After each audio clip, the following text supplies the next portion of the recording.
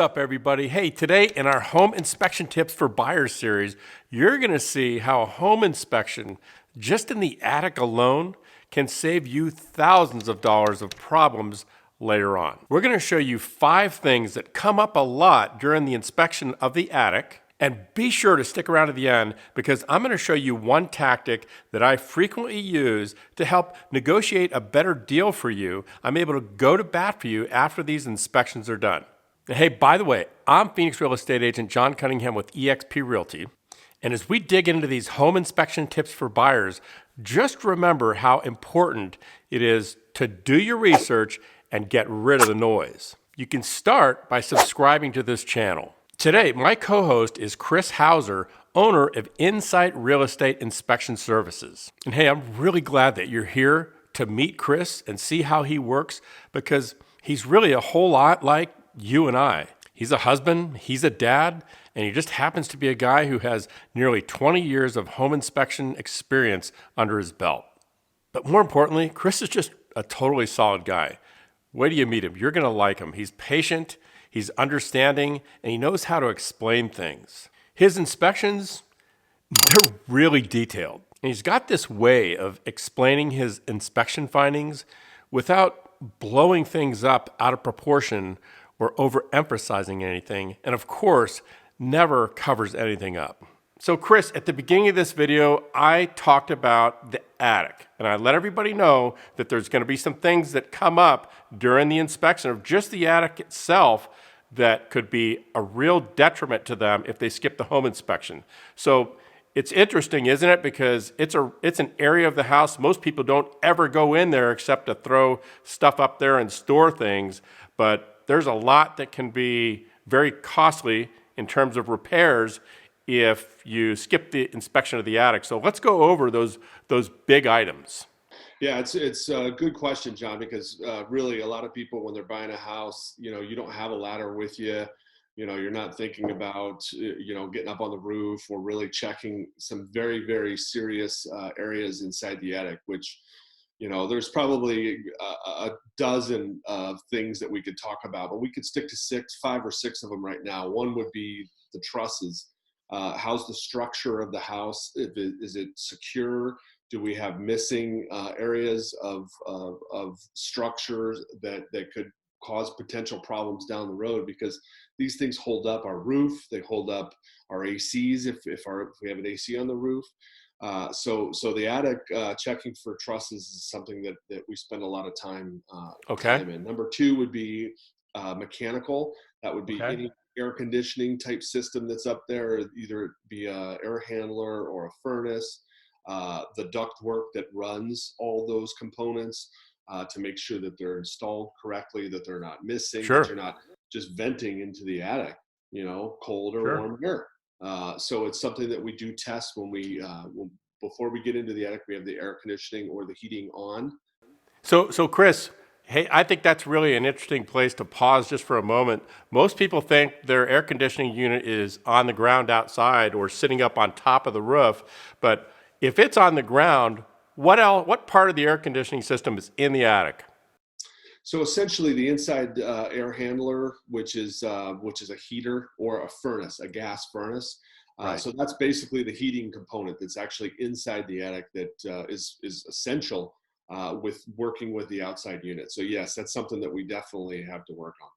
Really, really important. And I can tell you that I've been involved in a couple of home purchases where I've represented sometimes the buyer, sometimes the seller, and a home inspector will discover these structural issues you talked about, like cracked trusses or perhaps something wasn't framed quite to code. And then you got to get a structural engineer out there to say what needs to be done. It can really be quite costly. And for a buyer, this is one of those things you don't want to inherit if there's issues with the structure, right? Right. Absolutely. You want to make sure that they're the ones that are actually, we need to put the onus back to the seller to have these things fixed because you're right. If not, if you take the responsibility of yourself, then down the line, if there is a problem or if you're trying to sell your house and it comes up on the next inspection, you're going to be required to have a structural engineer come out, a general contractor, and then the repairs to have done as well. So it's a big ticket item that you definitely want to check when you're up in the attic. Now, what else? I mean, a lot of times people look up in there and you see all this fluffy insulation floating around, and you see a few wires, and what else is up there? So the insulation is critical, John. If there's a lot of houses that do have some insulation that's at standard, some that's above standard, and that's what we, our job as an inspector is to inform the buyer if this house has been upgraded, right? So there's Right. potential, you know, positives that this house has over other properties.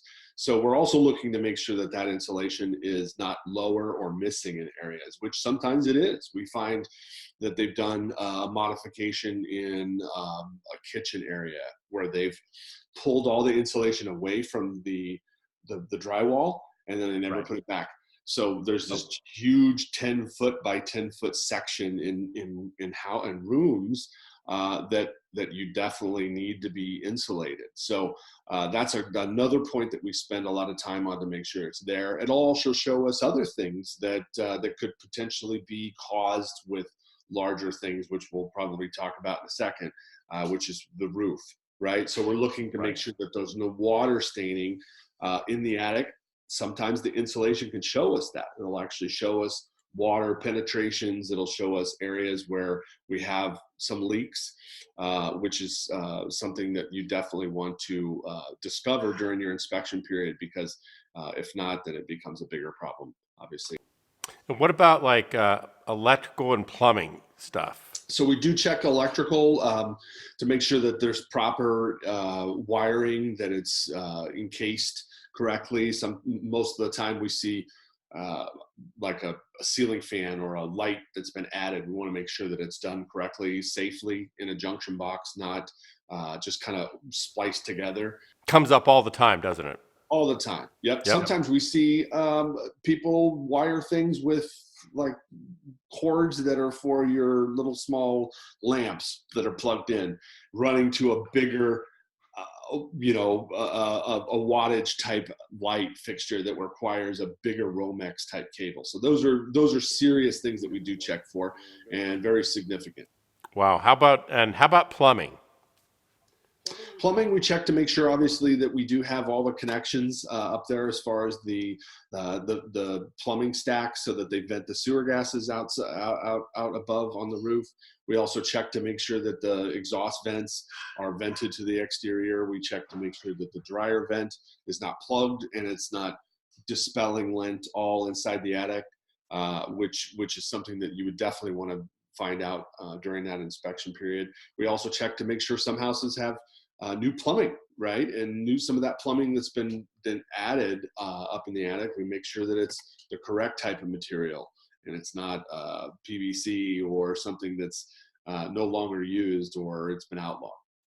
Hey, Kris, thanks for going over those things that we can find in the attic. And as we present these home buyer inspection tips for home buyers, it's really important that we're able to show them what they can expect to find in a report, because in all likelihood, it's the first one they've seen or they haven't seen one in a long time. And I gotta say that having been in this business of real estate for almost 20 years, I've seen the reports just get better and better. And yours in particular, I'm really impressed with. You guys never fail to include a necessary amount of photographs to document issues that you find. I really appreciate that. Not all the inspectors do. I don't know why, but they don't. And John, it's funny. When I started doing inspections 15 years ago, it was on paper, right? It was paper. We handwritten things down, and then we gave the report to the potential buyer later.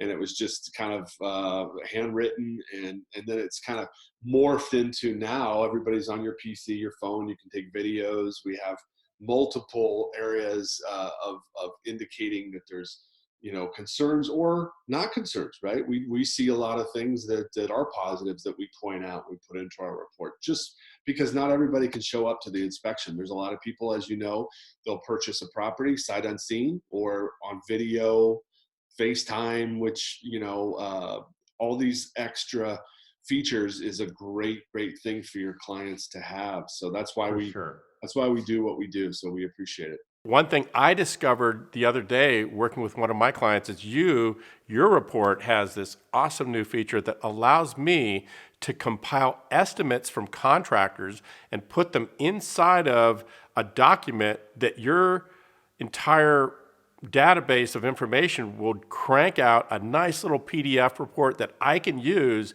to help negotiate on my buyer's behalf to give to the seller.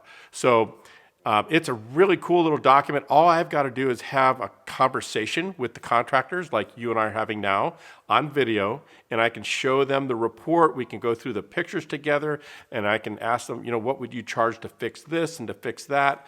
And I've got great contractors who I can refer out who never overcharge and are always cost effective. But this little report allows me to get the information quickly and get it back to the seller and not have to wait, 4 or 5 days, unless there's a special additional inspection that has to take place, like an air conditioning inspection or a roofing inspection or maybe a sewer line or something like that.